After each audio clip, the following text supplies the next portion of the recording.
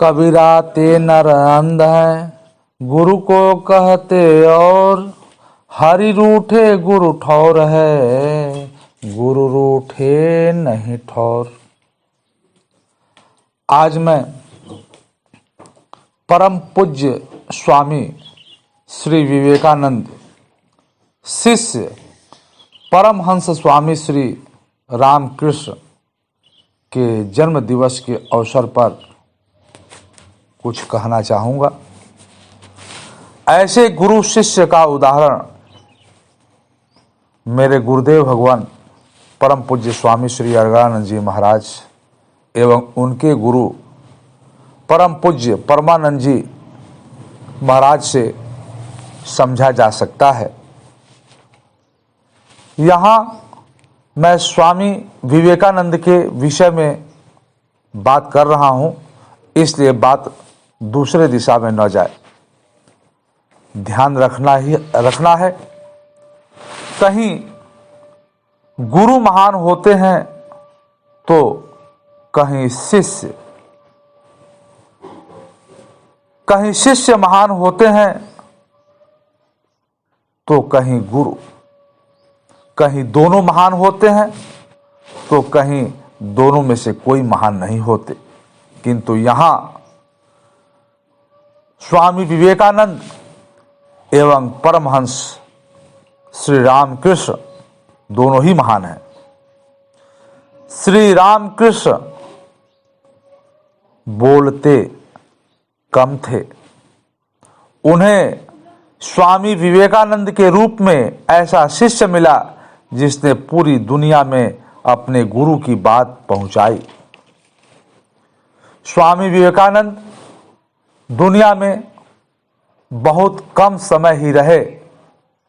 इनके विषय में कहा जा सकता है, जीवन एक क्रिकेट है।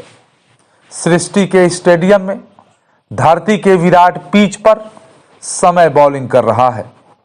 शरीर बल्लेबाज है, धर्मराज अंपायर हैं, बीमारियां फील्डिंग कर रही हैं। यमराज विकेट कीपर हैं और प्राण विकेट है।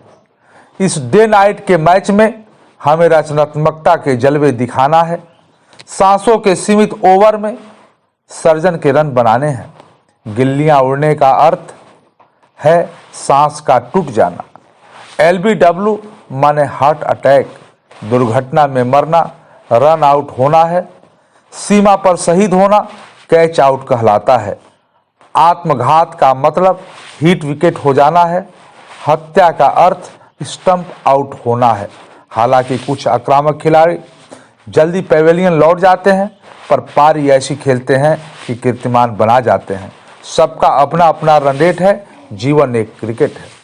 यहाँ कुछ आक्रामक खिलाड़ी जल्दी पैवेलियन लौट जाते हैं से मतलब स्वामी विवेकानंद के जीवन काल से ही है। उन्होंने जीवन की पारी ऐसी खेली कि कीर्तिमान बना दिए।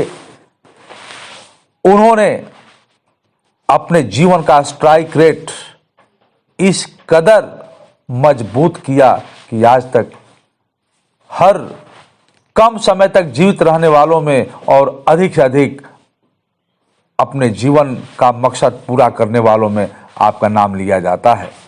धर्म के प्रचार में उस समय विदेश जाना, जब ज्यादा साधन नहीं थे, बहुत कठिन था।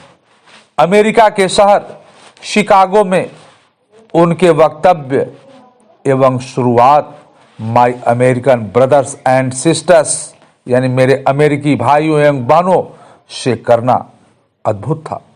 जरा सोचिए, भारत के लिए भाइयों एवं बहनों का संबोधन बड़ा साधारण है।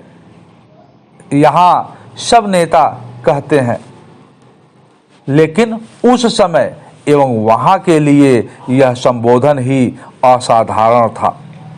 कुछ समय तक इसके लिए तालियां बजती रहीं। आपके स्नेहपूर्ण और जोरदार स्वागत से मेरा हृदय अपार हर्ष से भर गया है। ये उनकी अगली लाइन थी।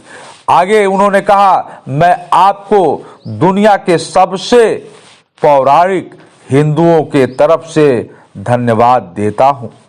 मैं आपको सभी धर्मों की जननी के तरफ से धन्यवाद देता हूं और मैं आपको सभी जाति संप्रदाय के लाखों करोड़ों हिंदुओं के तरफ से धन्यवाद देता हूं।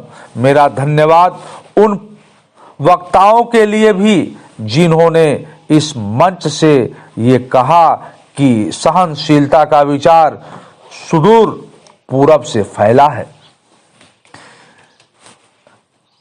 हिंदुत्व पर बहुत सी बातें बताई, आगे आप लोग सब जानते भी हैं और कहीं ना कहीं से पढ़कर या YouTube चैनल के द्वारा आप जान भी सकते हैं। मैं बात को दूसरी तरफ फिर ले जाऊंगा।